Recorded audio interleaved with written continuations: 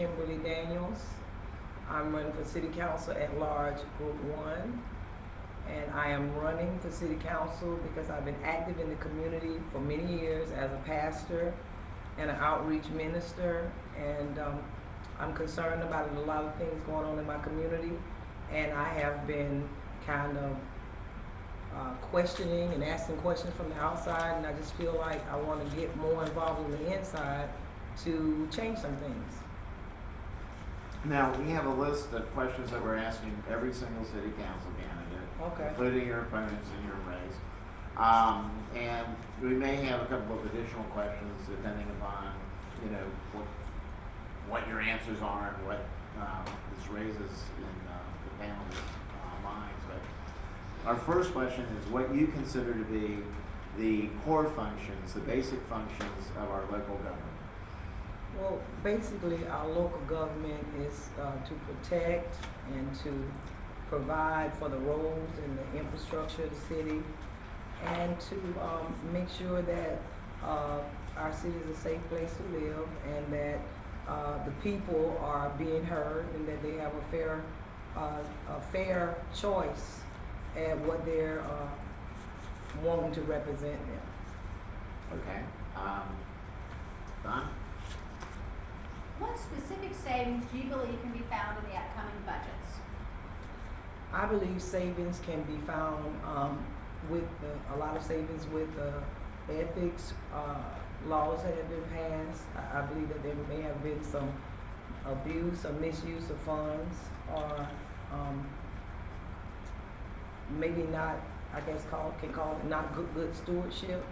And with good stewardship and with money going in the right directions, I think that we can save a lot and do better. Okay. I'm going to give you some specific ones. Please be as specific as possible about Jacksonville Journey. Possible possible. Well, I'm really not familiar with the Jacksonville Journey. I've heard a lot about it. I'm not familiar about the Jacksonville Journey. I know it's a program that's been funded through the city, but I've just got some questions about the Jacksonville Journey, and I was looking that up last night. Like a lot of the things, you know, as a pastor and reaching out, a lot of these tax laws and stuff I didn't know about, so I had to look them up. And I guess my philosophy in leadership is that you really don't, a leader doesn't have to know anything and everything. And I'm concerned with even how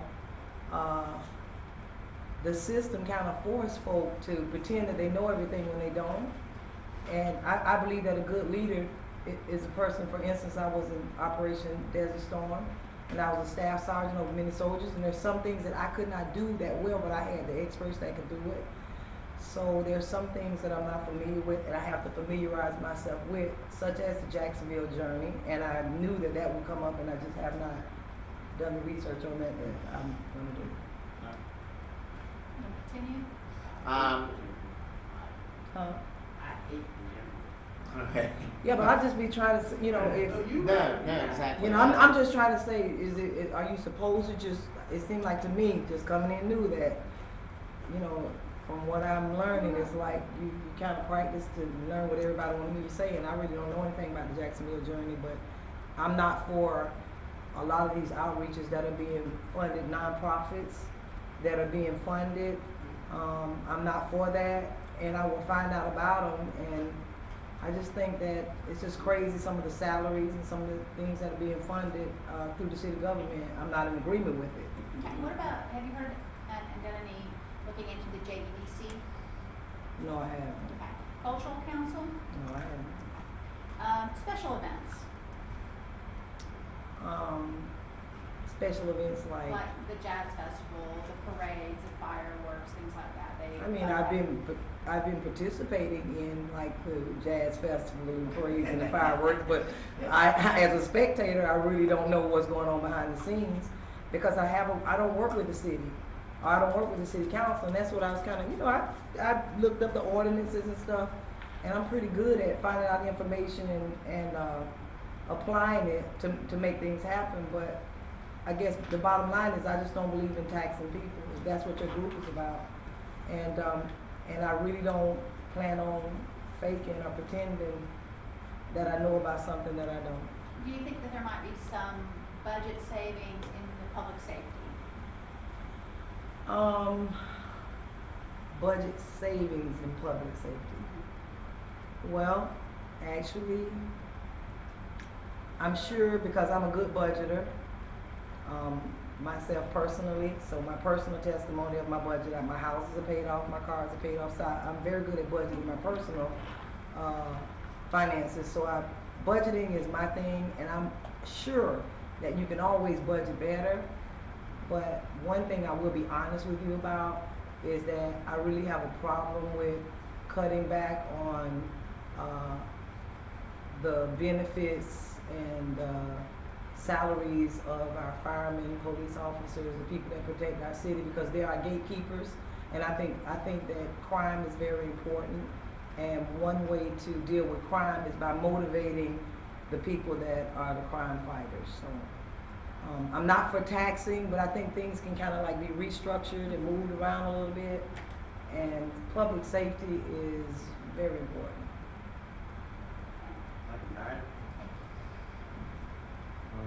What do you believe is the solution to the city employee pension problem? What steps would you take as a council member to work toward that solution? I think the solution to the problem with the city employment pension is the bill that Glorious Johnson just paid, ethics.